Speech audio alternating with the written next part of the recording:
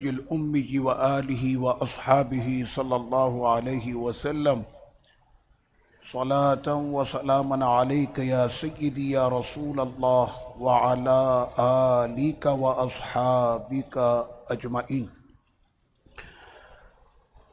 मोहतरम मुअज़्ज़ज़ सामीन कराम,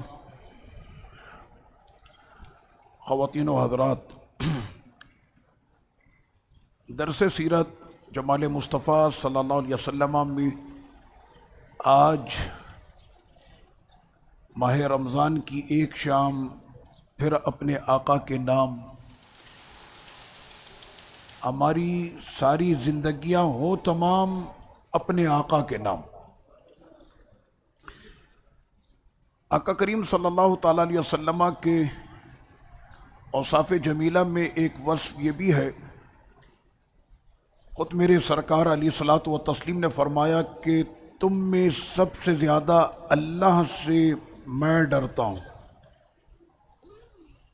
तवज्जो है,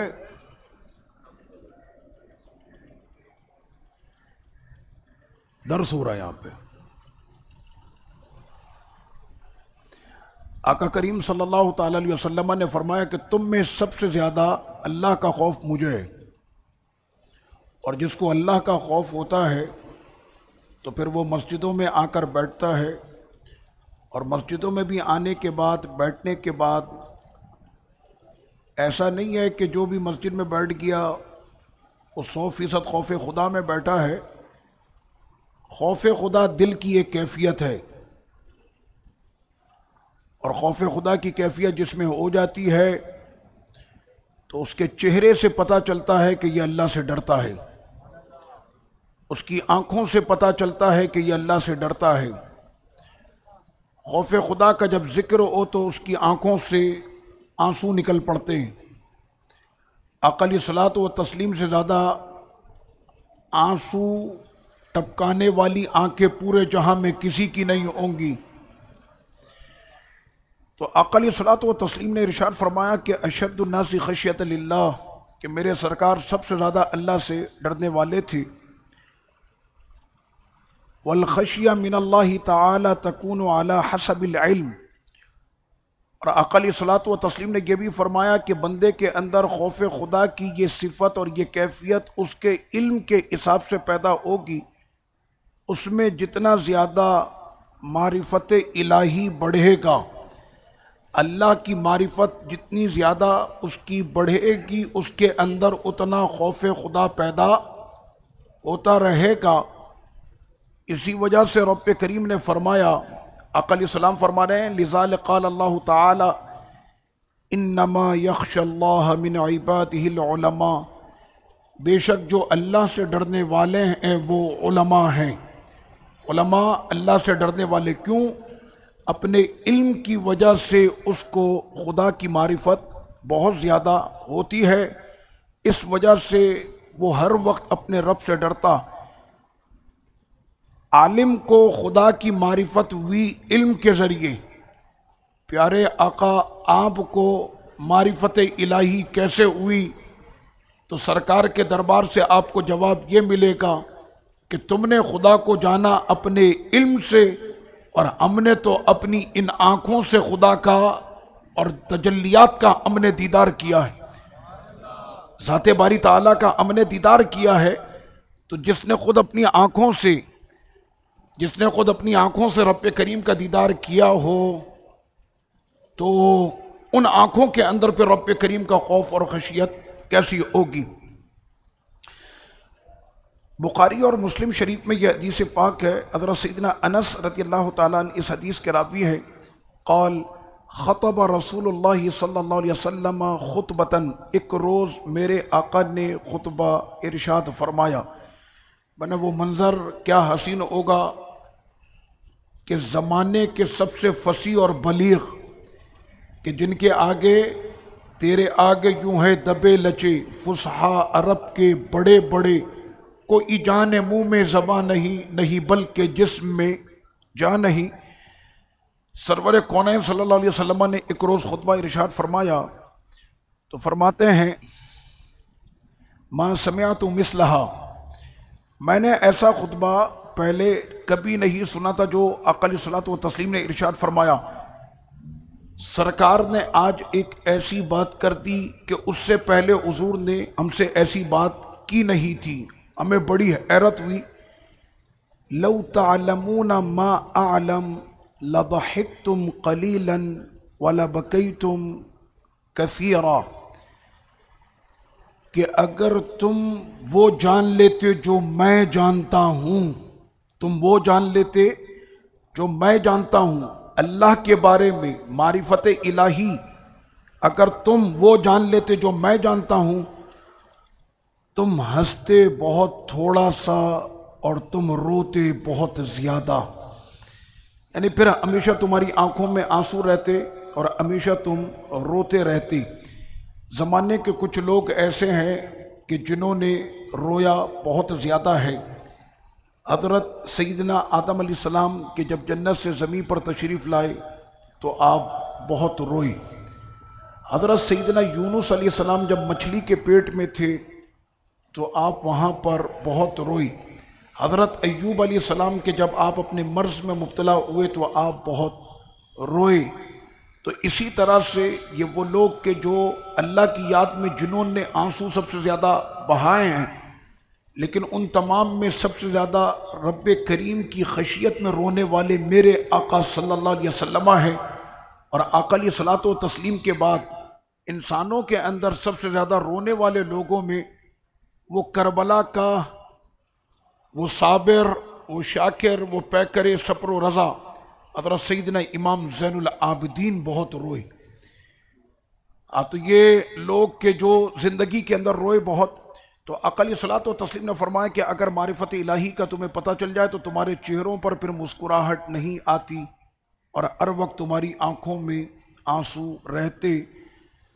हज़रत अनस कहते हैं कि हुज़ूर इन लफ्ज़ों को इरशाद फरमा रहे थे और शमे रिसालत के वो परवाने ऐसे अपने हाथों को आँखों के सामने रख कर फ़ग़त्ता अस्हाबु रसूलिल्लाह सल्लल्लाहु अलैहि वसल्लम वुजूहुहुम वला खनीन, कि ऐसे उन्होंने हाथों को रखा हुआ था अपने चेहरों पर, आँखों से उनके अश्क बह रहे थे और रोने का इतना ज़्यादा वो रो रहे थे कि अब उनके आंसुओं के साथ साथ उनके सिसकियाँ भी सुनाई दे रही थीं।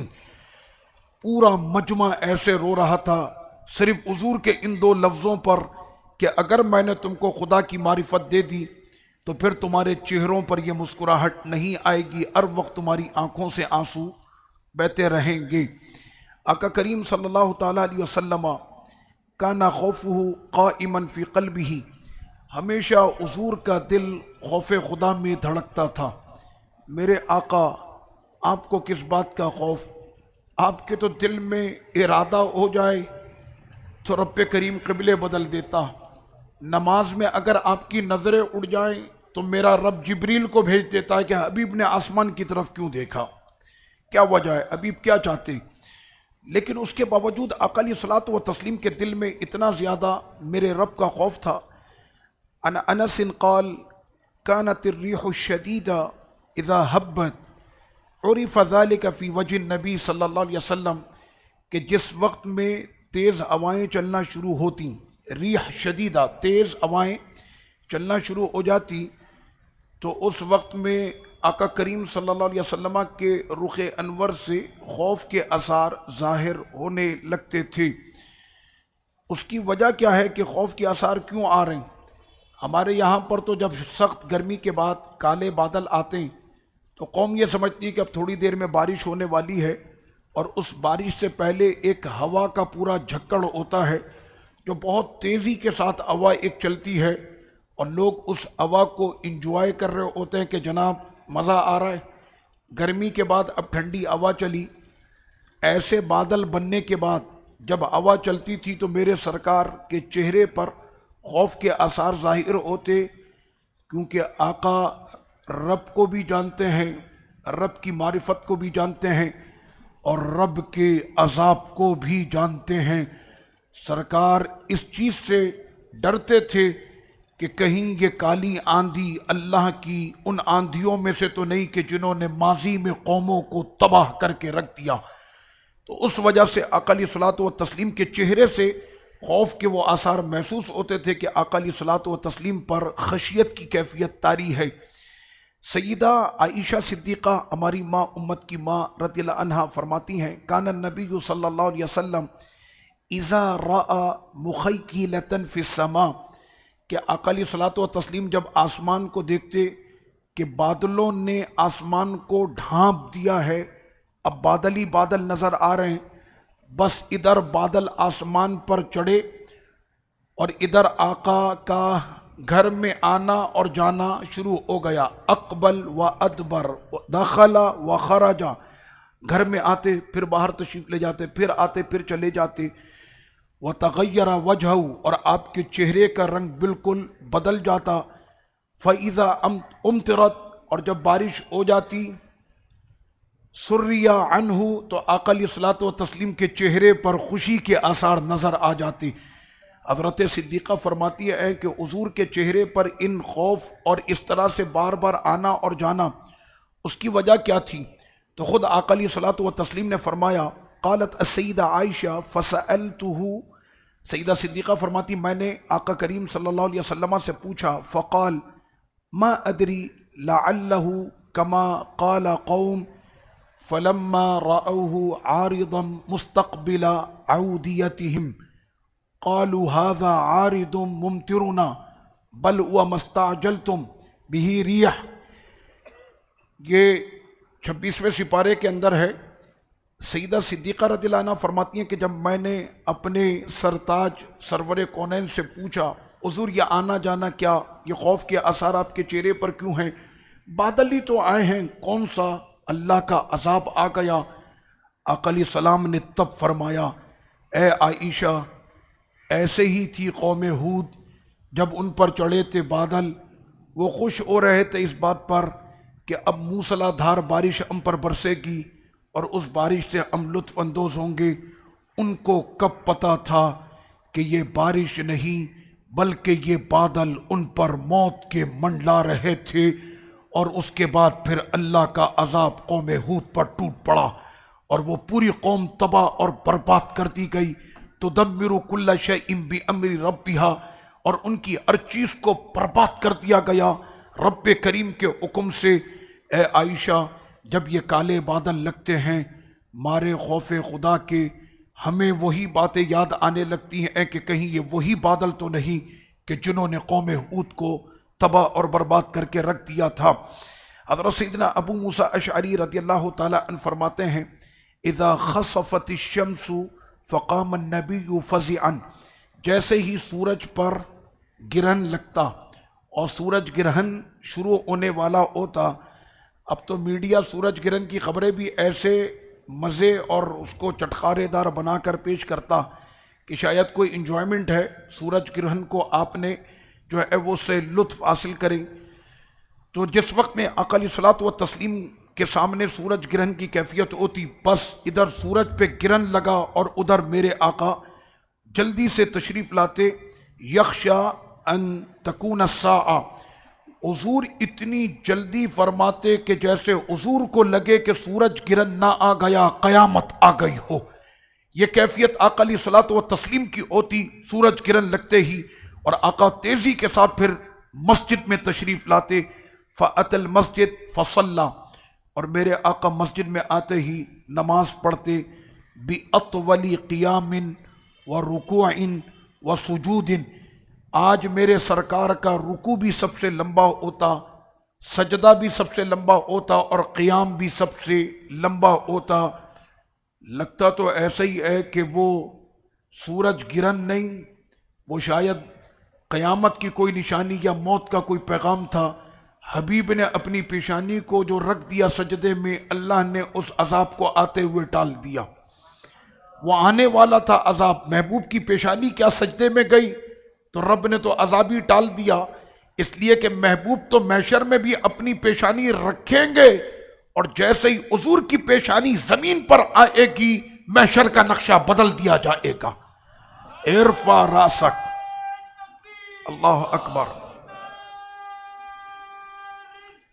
या रसूल अल्लाह सल्लल्लाहु अलैहि वसल्लम, या अली।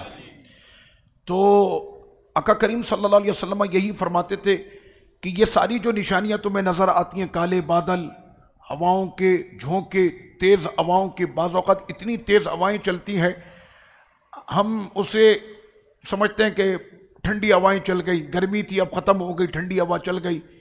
मेरे आका अलैहिस्सलातु व तस्लीम ने फरमाया, हाज़िहिल आयातुल्लती युरसिलुल्लाहु ला तकूनु लिमौति अहदिन वला लिहयाती।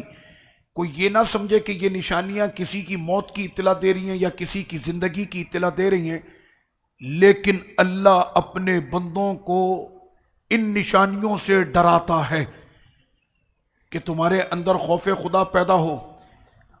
आप स्कूटर पर जा रहे हो, हल्की हल्की बारिश हो रही हो और अचानक बादल के अंदर वो गरज जो बारिश के वक्त में होती है और वो गरजने की जो आवाज़ बादलों के अंदर होती है, इतनी शदीद बाज़ औक़ात होती है कि हाथ ऐसे कांप जाते हैं, इंसान अचानक खड़ा हुआ बिल्कुल हिल जाता है और कुछ तो ऐसे भी कि डर के मारे घरों के अंदर चले जाते हैं। मेरे रब ने फरमाया, ये तो हमने सिर्फ आपको एक झलक, बल्कि वो एक झलक भी हम उसको नहीं कह सकते, अल्लाह हमको अपना खौफ दिखाया ही नहीं। बोलो आमीन। रब करीम की ये सारी फोर्सें, ये बादल, ये हवाएं, ये आसमां, ये समंदर, ये परिंदे, ये शजर, ये सारी मेरे रब की फोर्सें हैं। ये मट्टी, ऐसी भी हुआ कि कौमों के ऊपर मट्टी का तूफान आ गया और सारी कौमें उन्हीं मट्टी के अंदर दफन होके मर गई। तो आका अलैहिस्सलाम ने फरमाया कि ये काले बादल लगना, ये हवाओं के झोंके आना और ये सारे इस तरह से खौफ की अलामतों का पाया जाना इस बात का नहीं कि किसी की मौत हो गई या कोई पैदा हुआ है, बल्कि अल्लाह ताला अपने बंदों को अपनी इन निशानियों से वो अपना खौफ उनके दिलों में डालता है। फ़इज़ा रअयतुम शैअन मिन ज़ालिक फ़फ़ज़अू इला ज़िक्रिही। तो अगर तुम में से कोई इस तरह की कोई भी अलामत देखे, तेज़ हवा देखे, आसमां पर काले सया बादल देखे, हवाओं के तेज झोंके और गरज और चमक की आवाज़ें सुने, तो क्या करे? फरमाया, तेज़ी के साथ आओ और अपने रब के ज़िक्र में शामिल हो जाओ, दुआओं के अंदर उस वक्त फौरी तौर पर हाजिर हो जाओ। और सबसे प्यारा वजीफ़ा यह है कि बंदा उस वक्त में इस्तिग़फ़ार करे, अपने रब से इस्तिग़फ़ार करे। तो यह आका अलैहिस्सलातु व तस्लीम की खशियत का यह आलम था। इब्ने मसऊद रज़ियल्लाहु ताला अन्हु से मेरे सरकार अलैहिस्सलातु व सलाम ने फरमाया, अब्दुल्ला, मुझे कुरान सुनाओ, मैं तुमसे कुरान सुनना चाहता हूँ। यह अब्दुल्ला इब्ने मसूद वही है जो मेरे हुज़ूर की नालैन मुबारक उठाते थे। यह अब्दुल्ला इब्ने मसूद वही है कि उस नालैन की बरकत के पूरी जमात सहाबा में आप सबसे बड़े फ़क़ी थे। तो हज़रत अब्दुल्ला बिन मसूद से आका अलैहिस्सलातु व तस्लीम ने फरमाया, या इब्न मसूद, इक़रा अलैया, मुझ पर कुरान पढ़ो। तो मैंने आका अलैहिस्सलाम की बारगाह में अर्ज़ की, या रसूल अल्लाह, अलैक अक़रा व अलैका उन्ज़िल, कि मैं आप पर कुरान पढ़ूं, हालांकि ये पूरा कुरान तो आपके सीने पर उतरा है, तो मैं आपको कुरान सुनाऊं? आका ने फरमाया, हाँ, मुझे पसंद है कि कोई मुझे ये मुक़द्दस कलाम सुनाए, मेरे कान कुरान की तिलावत से मुअत्तर हों, तो तुम मुझको कुरान सुनाओ। तो फरमाते हैं कि मैंने सूरह बकरा से आगाज़ किया, बकरा पूरी हो गई, आले इमरान पूरी हो गई, और जब मैं सूरह निसा के इस लफ्ज़ पर पहुँचा, फ़कैफ़ा इज़ा जिअना मिन कुल्ली उम्मतिन बिशहीद व जिअना बिका अला हाउलाई शहीदा। या एक रिवायत यह कि मैंने सूरह निसा पढ़ी और जब इन लफ्ज़ों पर मैं पहुँचा, जिसका तर्जुमा है कि ए महबूब, क़यामत के दिन हम हर उम्मत से एक गवाह लाएंगे और तमाम उम्मतों पर फिर गवाही अभी आपकी गवाही होगी। पूरी कायनात का मुकद्दर अल्लाह मैशर में अपने हबीब के दस्ते मुबारक में देगा, पूरे कायनात का। यानी हुजूर से पहले जितनी उम्मतें गुजर चुकी, उन सब पर भी गवाही किसकी होगी? मेरे सरकार की। किसकी होगी? इसीलिए कहते हैं, उम्मती तेरी किस्मत पे लाखों सलाम, कि आका अलैहिस्सलातु व तस्लीम सिर्फ इस उम्मत के नबी नहीं, वो तो हर उम्मत के रसूल और नबी हैं, हर उम्मत के वो आका हैं। मैं तो मालिक ही कहूँगा कि ओ मालिक के हबीब, यानी महबूब व मुहिब में नहीं मेरा तेरा। रब ने फरमाया सारी उम्मत से गवाह आए और उन तमाम गवाहों पर गवाही किसकी होगी? हबीब आपकी गवाही होगी। अब्दुल्ला बिन मसूद रज़ियल्लाहु अन्हु कहते हैं कि जिस वक्त में मैंने ये आयत पढ़ी तो कुरान तो वो पढ़ रहे हैं ना, तो कुरान पढ़ने का अपना लुत्फ है, लेकिन कुरान पढ़ते हुए सामने अगर साहिब कुरान का जमाल भी रहे तो फिर कैसा लुत्फ होगा। इधर किताबी सूरत में कुरान था और इधर तस्वीरी सूरत में पूरा कुरान था। ये भी कुरान है और ये भी कुरान है। तो आका अलैहिस्सलात व तस्लीम सामने है, तो अब्दुल्ला इब्ने मसूद कहते हैं कि हुजूर सामने हो तो वो कौन है कि जो उस जमाल को देखने की तमन्ना ना करे। मैंने भी टिकटिकी के साथ अपनी हल्की सी नज़रों में आका अलैहिस्सलात व तस्लीम की जानिब जब देखा तो इस आयत पर जब मैं पहुंचा था तो हुजूर इस आयत को सुनकर रो रहे थे कि अल्लाह ने अपने हबीब को क्या बुलंद मकाम अता किया है। अब जब हुजूर अलैहिस्सलातु व तस्लीम रोए ना तो फिर तो यहाँ पर मसला हो जाता है कि हबीब रोए क्यों? आ गए जिब्रील अमी, हबीब रोते क्यों हैं? कहने रोने की वजह यह है कि मेरी उम्मत आपके लिए रोए हैं।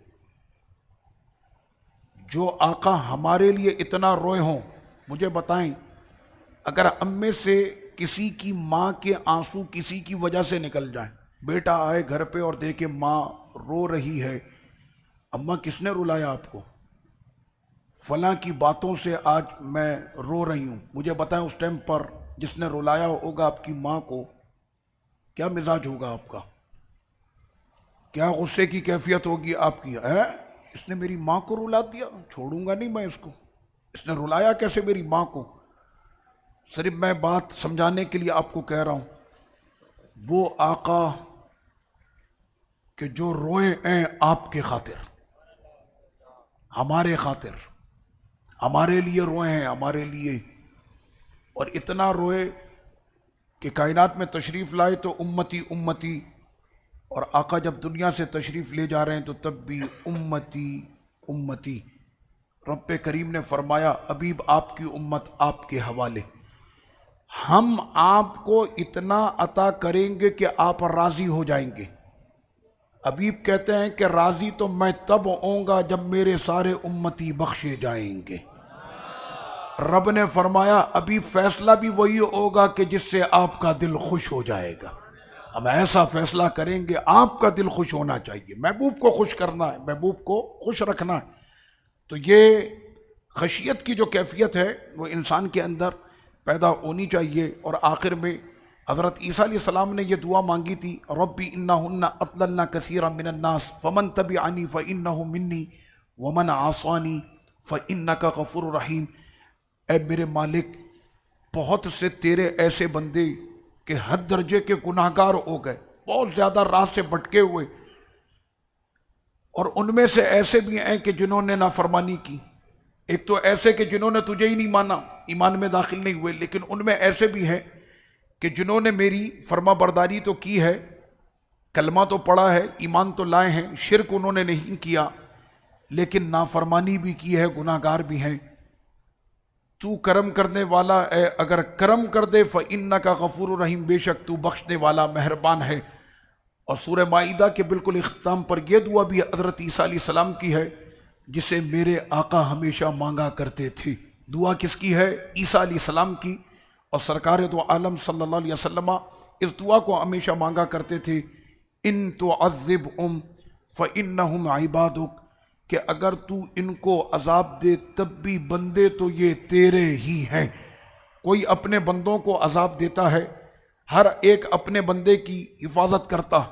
हमारे साथ रहने वाले जो लोग होते हैं, हम क्या कहते हैं? भैया हमारे बंदे हैं, मैं इनका ख्याल रखना। मैं कहीं पर जाता हूँ, मेरे साथ 4-6 लोग होते, तो मैं क्या कहता हूँ कि ठीक है, मुझे अगर अंदर कहीं आप खाना खिला रहे हैं, ये बाहर मेरे बंदे खड़े हैं, इनका ख्याल रखिएगा। तो अपने बंदों का हर एक ख्याल रखता, तो सरकार ने क्या दुआ फरमाई, सुभान अल्लाह। आका अलैहिस्सलातु व तस्लीम ने यही दुआ फरमाई कि महबूब, ये कहते हैं, ऐ मेरे मालिक, अगर तू इनको अजाब भी दे तब भी बंदे तो ये तेरे ही हैं, और तू अपने बंदों को अजाब देगा कैसे? लोग तो अपने बंदों का ख्याल रखते हैं। लफ्ज क्या कहा? इबादुक, ये तेरे बंदे हैं, बंदे तेरे हैं। तो जब बंदा बंदे का ख्याल रखता है, जो उसका हो जाए, तो जो तेरा हो जाए मालिक, फिर तू कैसे उसको अजाब देगा? बंदे तो तेरे हैं। व इन तगफिर लहुम, और साथ में फिर ये सिफारिश का कार्ड जो मेरे सरकार का लगा, और अगर तू इनको बख्श दे तो तू बहुत ज़्यादा इज्जत वाला, बख्शने वाला, हिकमत वाला है। ये मेरे सरकार ने कुरान की आयत और इस दुआ को हमेशा आका अलैहिस्सलाम ने पढ़ा। आप क्या समझ रहे हैं, उम्मती का नबी के साथ ताल्लुक़ ख़त्म हो जाता है, नबी के विसाल के साथ सवाल ही पैदा नहीं होता। मेरे आका तो हर पीर और जुमरात को आपकी तमाम रिपोर्टें चेक करते हैं। पूरे जहां में हुजूर के ग़ुलामों के ये आमाल नामे हुजूर की बारगाह में पेश किए जाते हैं। आका अलैहिस्सलातु व तस्लीम ने फरमाया, अगर तुम्हारे आमाल अच्छे होते हैं तो मैं खुश होता हूँ, अल्लाह का शुक्र अदा करता हूँ। मेरे उम्मती एतिकाफ में बैठे हुए, मेरे उम्मती कुरान पढ़ लें। 1400 साल पहले जो कुरान मुझ पर उतरा था, आज तक उसके पढ़ने वाले मेरे ग़ुलाम मौजूद हैं।